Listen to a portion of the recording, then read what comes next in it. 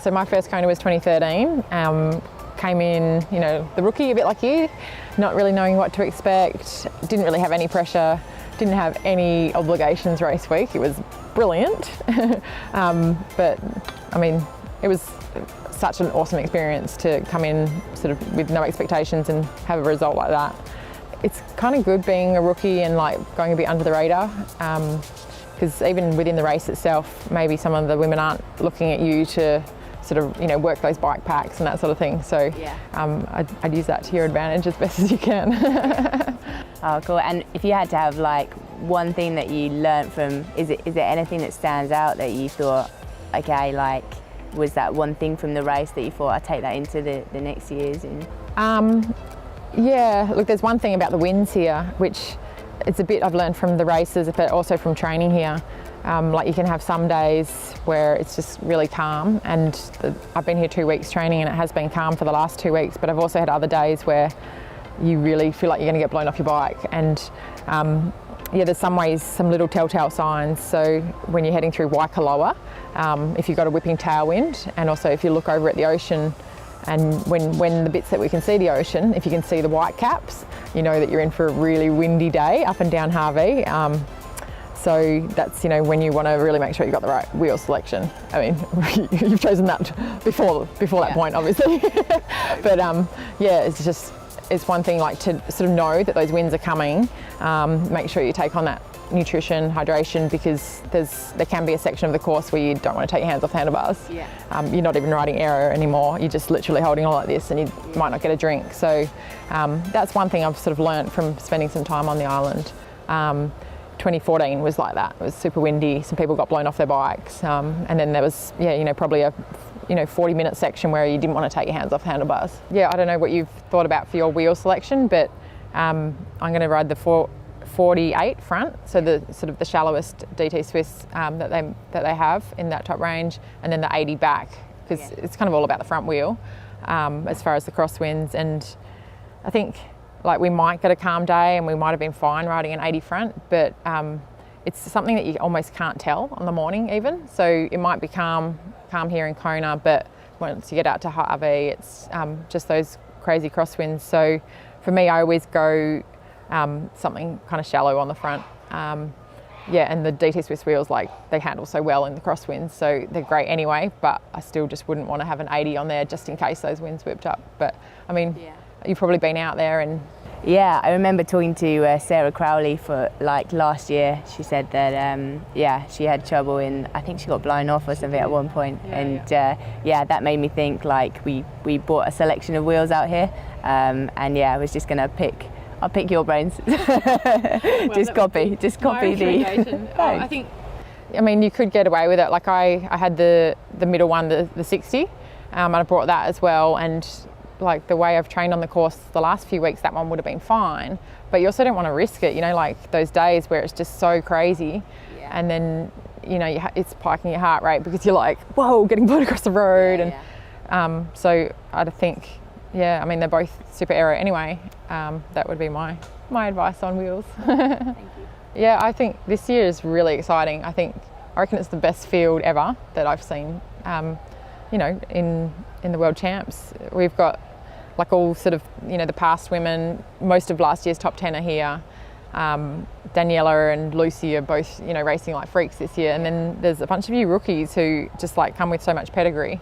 Yourself, Sarah Groff, Anne Haag, the girl that won Ironman Cairns, Teresa Adams. So you guys and Hella Fredrickson. So there's just, you guys throw in that whole new mix. Plus there's sort of all the older women that have done it a few times and really established. So I just think it's going to be really exciting. It's like, personally, I'm excited to be part of it. Where I'll fit into the equation, I don't 100% know. Haven't had an ideal year, as you know. I've had some injuries and whatnot, but like the last few months have been great. So I'm building into this race and obviously got some experience here. So I'd like to slot myself in the top 10 somewhere, and just how far up just depends, I guess, on my race on the day. What do you think about the women's field this year? I think it's funny. There's a lot of names that I don't necessarily know. Like a lot of girls I haven't raced, but yeah, I think experience will count for so much, and just great to race people that are so, it is the best of the best. Like you see how hard people fight to get here, and I kind of understand why. Like it's bigger than any event like I've ever been to. Like even running world champs and stuff. It's a track. It's so enclosed, but here it just seems like, I don't know. You hear so much about it, and then you see all the parts. I think it's going to be a good race, and different swim groups, different bike groups. I think anything can happen on the day.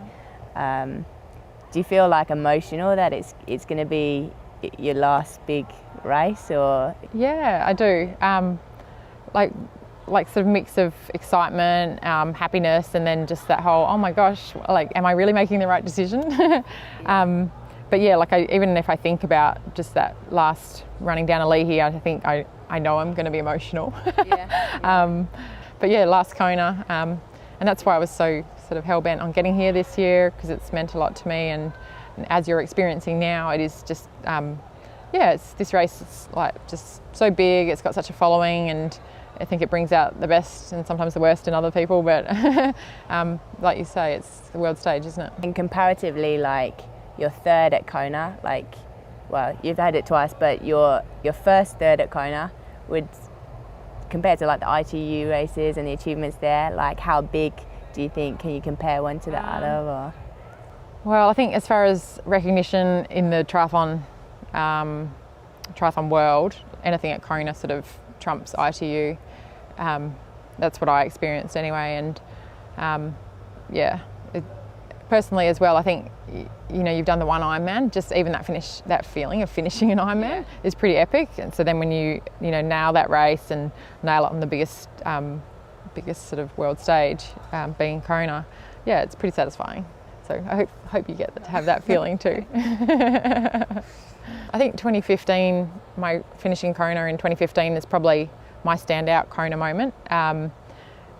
We talked about 2013, and I sort of surprised myself and everyone else by getting on the podium there. But 2014, when I came back, when you walk into a World Championship and you come third the first year, you come back the next year hoping to at least equal that or maybe better it. And I didn't in 2014. I just didn't have the day that I hoped for, and ended up 10th, which isn't terrible. I'm still proud of that result, but for me at that time it was a disappointment. So when I came back in 2015 and I had another good day and a good race and managed to get that second podium, that is probably the moment that I'm most proud of, and that maybe means the most to me as far as my Kona performances, because to me it sort of justified or made me feel like I was worthy of that podium. To be able to back it up, not just think it was a one-off fluke. So and I mean, that's the last time I raced here too, so that's really awesome memories to be coming back with.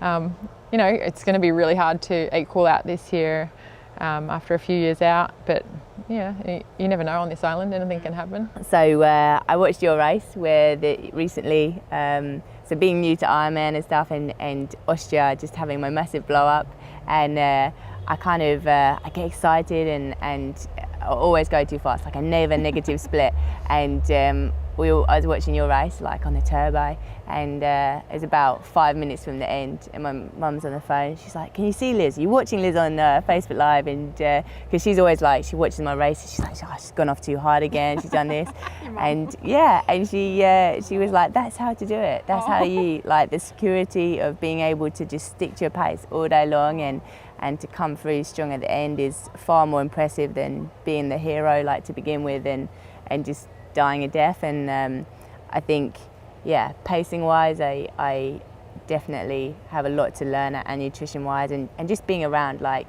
athletes like you and Ronnie after South Africa, he was really good with kind of telling me all about the breakdown of salt tablets and where things go wrong with overtraining into an Ironman. And I think, just people being so open, and like not every top elite athlete wants to speak to you and tell you like lessons to learn and stuff, but I guess that's the great thing about the team as well, that we go on camps together and can have that time just to it's not always triathlon talk, but you can still pick up some valuable stuff. Yeah, I found that Ironman in general, people were really forthcoming with advice when I first got into it, and there's that fine line of, you know, too much advice, like everyone wants to give you advice, and then, you know, which bits you pick up and listen to. But yeah, I think our team is, you know, it's a good, small enough number, a good environment. People don't offer up unsolicited advice, but if you want to ask, there's always someone who will chat. My expectations, like I just wanted to do my first Ironman this year. That was the first goal, I didn't necessarily expect to qualify, and I said to Bob, like, I don't think I should do it, I don't think I'm ready, everyone's advice was that you're never too young to experience, and I think it was the heat that freaks me out. I haven't done enough heat training, and I think a lot of it, from what I've been told, is just about being sensible in the day, and so that's what I'm going to try and do. That's my goal. My goal for Saturday is to, like I always say, I want to negative split. I think that would be really hard to do here, but at least not have the massive differential that I have been. If I can just have a strong finish to the race, I'd say that's kind of my goal for Saturday, and I'm expecting it to be the toughest race I've ever done, but maybe one of the most rewarding as well, like the feeling at the end. So I've ridden a little bit of the course. We went on, I think it was quite a still day, the cross winds weren't too bad on that day. I rode 60 front and back, we brought a selection out here, and definitely I'm thinking maybe 60 at the back, and perhaps, from what you said, 48 at the front.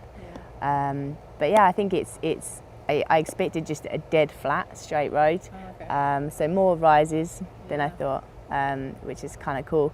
But I think spending a lot of time in your aero bars, from the bits that we rode. It is a bit of a deceiving course. I think even the first time I ever rode it, and I thought it's not that hilly, and then I looked at my elevation gain, like on my computer, and I was like, it's got 1,500 metres of elevation gain over the course, which obviously there's some courses with more than that, but considering it's a relatively flat course, it does have a lot of rollers, but still fast. So my goal for next week, for next Saturday, is just to cross the line knowing that I couldn't have given anything more. I just want to cross the line with nothing left. Cool, that's a good goal. My goal, I've sort of got some placing goals. Like I would love to be top 10, sort of for a bunch of reasons. I don't want it to be my worst performance here as far as results. I would like to get paid. But I think that's an achievable goal. It obviously depends on what other people do. But again, like you, I just want to have a race that I'm proud of, and feel like I put together a good day and did the best I could.